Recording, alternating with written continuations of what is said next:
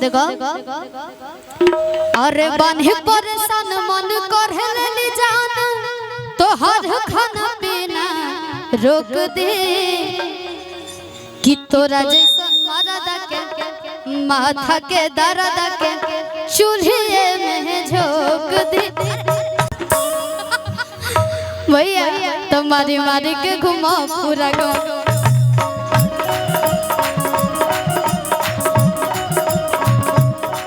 मारी मारी के घुमा पूरा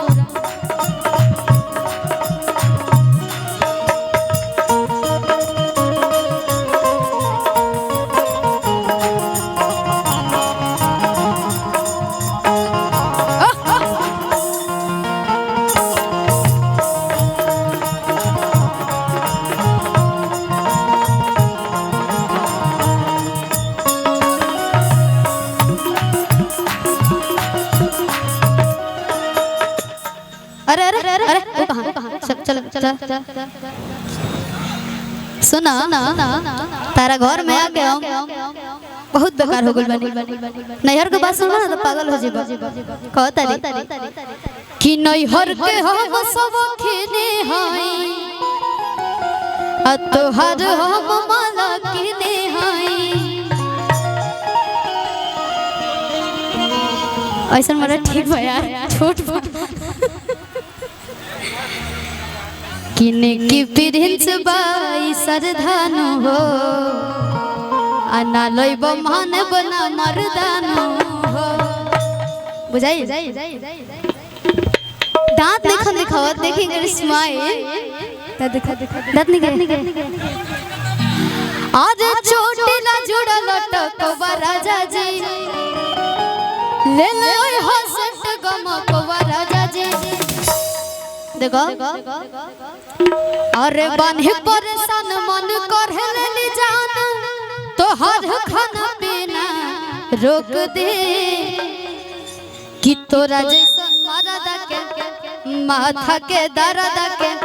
चूल्हे में झोंक दे हमार प्रिय प्राण है ये ऐसे भैया मारी मारी के घुमा पूरा घुमा राजा जी मारी मारी के घुमाओ पूरा गोवा राजा जी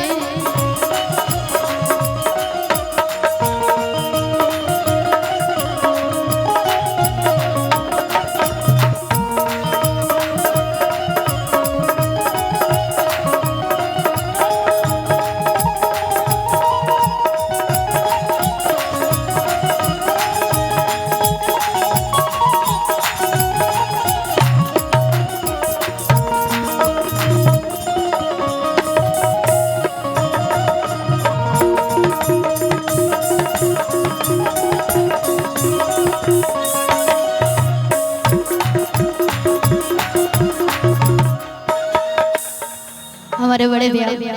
गर्जीवन मुखिया सुनील जी के बड़ भाई की तरफ से बहुत बहुत रुपया का आशीर्वाद राउर लेगा के जवाब नहीं के बाप रे बाप तो भाई के लेकर खुद के लेकर